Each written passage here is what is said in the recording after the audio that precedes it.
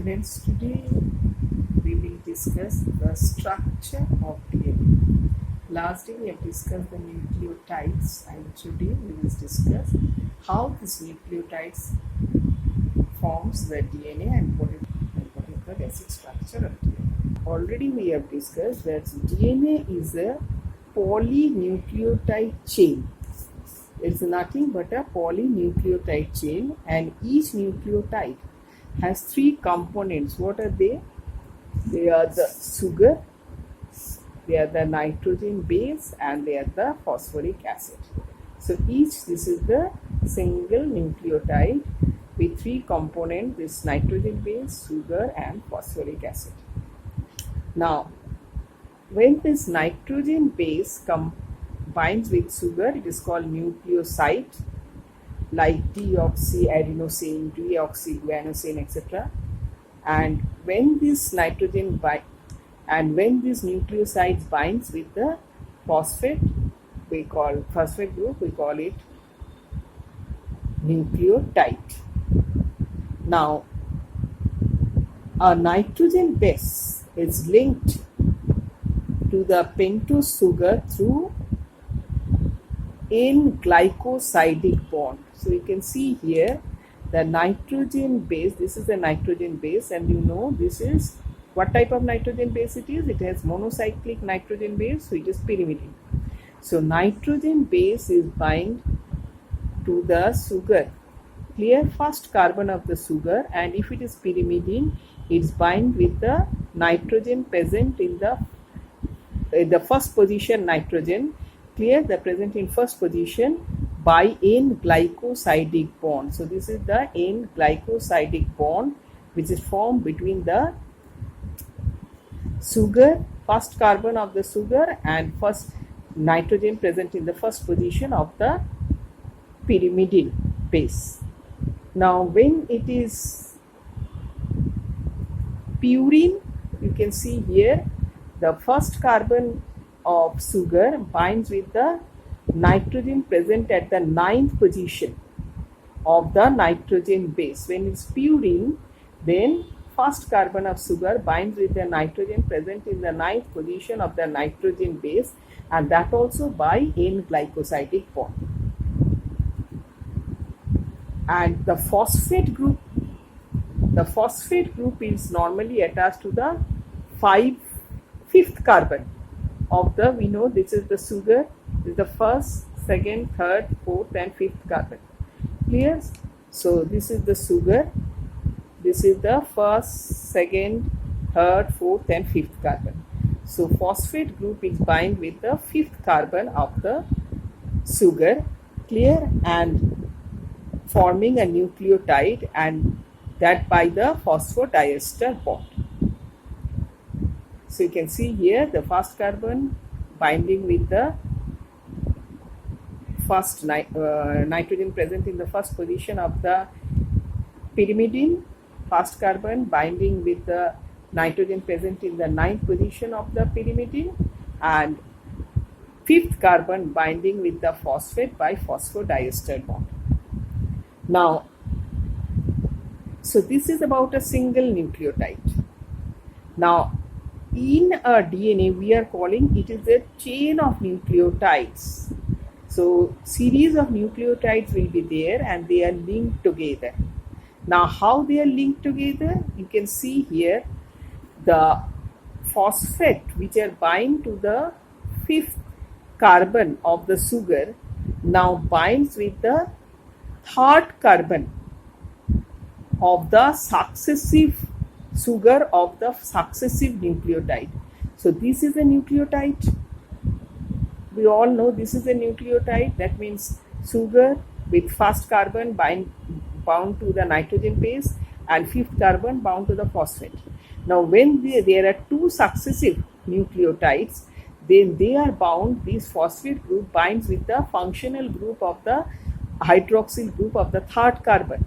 Third carbon is a functional hydroxyl group, and this phosphate binds with this functional third carbon of functional group of the third carbon, clear, and thus it forms a dinucleotide. You can see here it forms a dinucleotide. Clear? And likewise it may form a chain of nucleotides. So likewise it may form a chain of nucleotides, and now it is a polynucleotide chain. So all the polynucleotide chain will have what they will have? They will have the 5' end of the sugar, that is 5' end of the sugar will have a free phosphate moiety. So all these new polynucleotide chain will have at the end of the 5' end there will be a free phosphate moiety, and at 3' end we know that there is a hydroxyl group. So 3' end will have a free hydroxyl group. Clear? So all polynucleotide chain will have 5' end. At the 5' end there will have a free phosphate moiety, and at the 3' end it will have a free hydroxyl group. And you know that backbone of this nucleotide chain, that is backbone, is formed by the sugar phosphate. So this is the chain, suppose this is a chain continuing, and this backbone will form by the sugar and phosphate, and these nitrogen bases will be stacked inward. Clear? Backbone will form by the sugar and phosphate, and nitrogen bases will be stacked inward. Now we are going to discuss the double helix model proposed by Watson and Crick. Clear? So now we are going to discuss about the double helix model proposed by Watson and Crick. So what is that model? So according to them, DNA is a helical structure. Clear? It is not a straight way, it is a helical structure made up of two polynucleotide chains. You can see here two chains. Clear? One, this is one of the chain, and this is the other chain, and bearing these nucleotides. Clear? With the same structure which we have learned, that sugar phosphate backbone. Clear? Two polynucleotide chains where the real, if we consider it as a staircase, if we compare it as a staircase, then the backbone or the railing is made up of sugar and phosphate. Clear? Here two railings are made up of sugar and phosphate, and these nitrogen bases are projected inward. You can see here the nitrogen bases are projected inside. Clear? Now another important thing is that these two chains runs anti-parallel. That means they never crosses each other.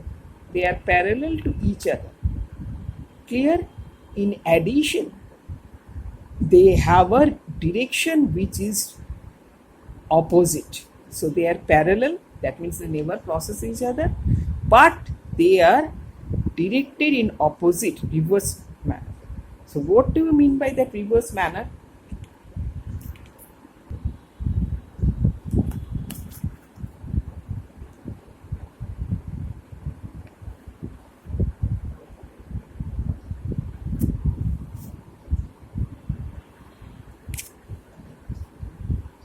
Another thing which point is that base pairing. We know that adenine always pairs, so always there is a pairing between purine and pyrimidine.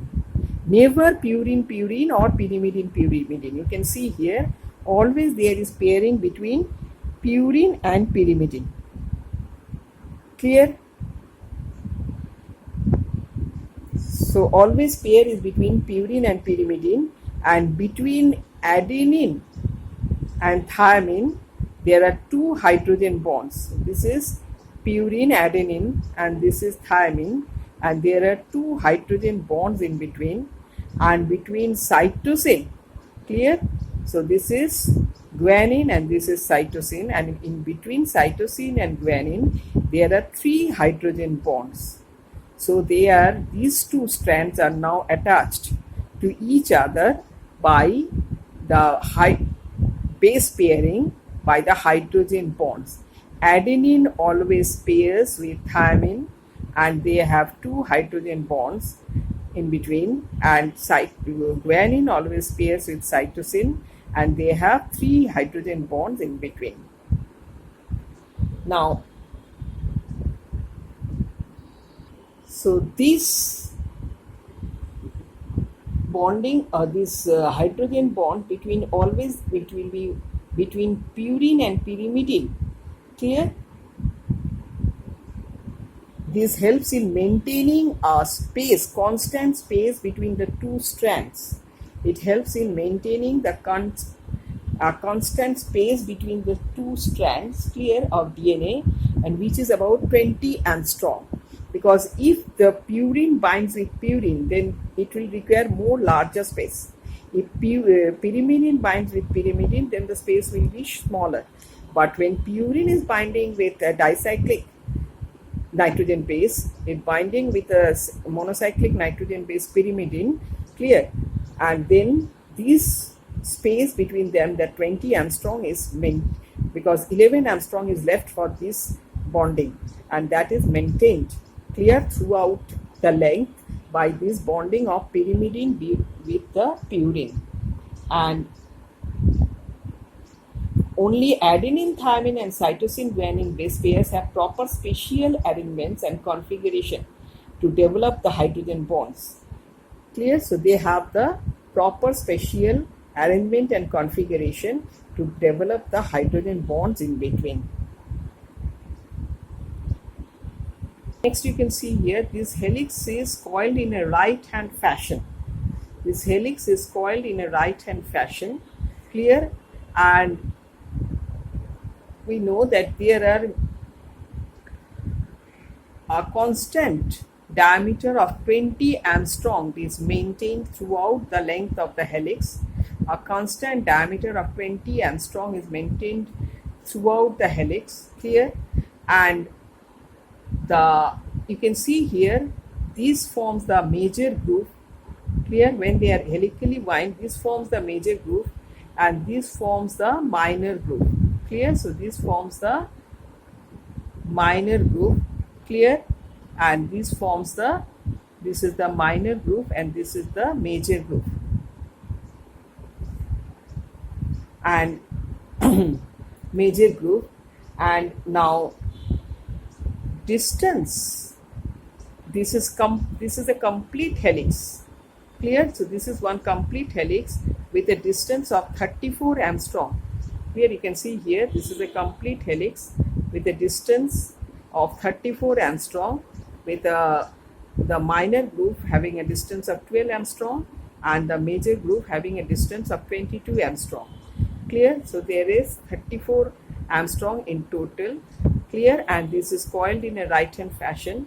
And you can see here each helix, so this is one single helix, each helix have 10 base pairs, clear. So it is it is not always that they will have 10 base pair in each helix. There are different types of DNA like A DNA, B DNA, C DNA, Z DNA, etc.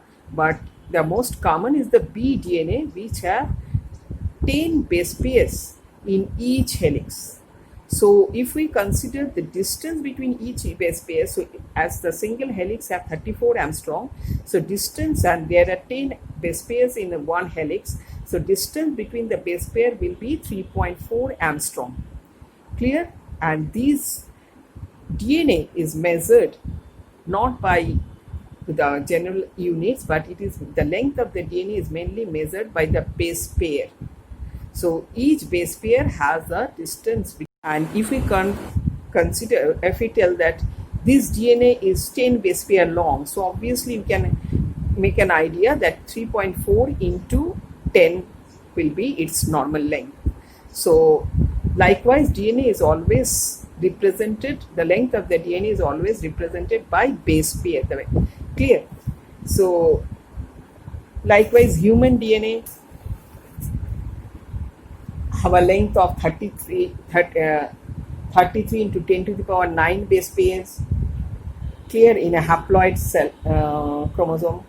E. coli, it has 4.6 into 10 to the power 6 base pair, and likewise. So this is the length of the DNA is normally measured by base pair. And as this one base pair stacks over the other, the plane of one base pair stacks over the other in a double helix confers the stability in addition to the hydrogen bonds. So hydrogen bonds also confer the stability because hydrogen bonds are stacked inward, clear, and they binds the two strands and forms a stability in the structure. And in addition to that, the plane of one base pair stacks over the other in the double helix, clear. The plane of one base pair stacks over the other in the double helix, which confers additional stability to the structure. So this is more or less about the structure of DNA, clear. And there is another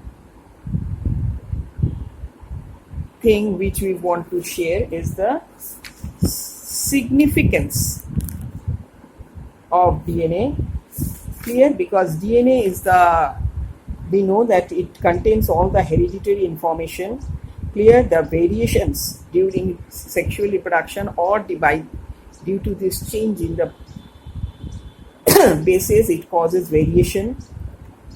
Due to certain change in DNA, the mutation is there, clear. And it has a very unique property of autocatalytic. That means it can produce its own copy, and also it is heterocatalytic. It can produce other materials like RNA and all. So these are very significant characters of DNA.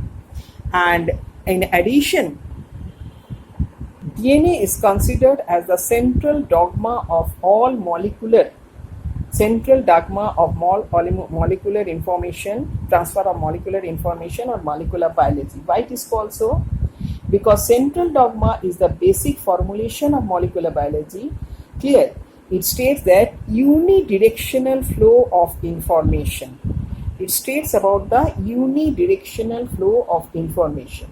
All information are stored in the master copy of DNA, clear, in the master copy of DNA to working, and then they are transferred to the working copy called RNA, clear, and therefrom to building plan, and therefrom it forms the building plan called polypeptides, clear. So therefrom it forms the building plan called polypeptides. And this is replication, DNA to DNA, then transcription, DNA to RNA, then protein, clear. And if there is like the viruses with RNA as the genetic material, then obviously it will not send the information directly from RNA to protein. It will form the DNA by reverse transcription, and then only it will follow the flow, that's common pathway of flow of information. So this is called central dogma in molecular biology.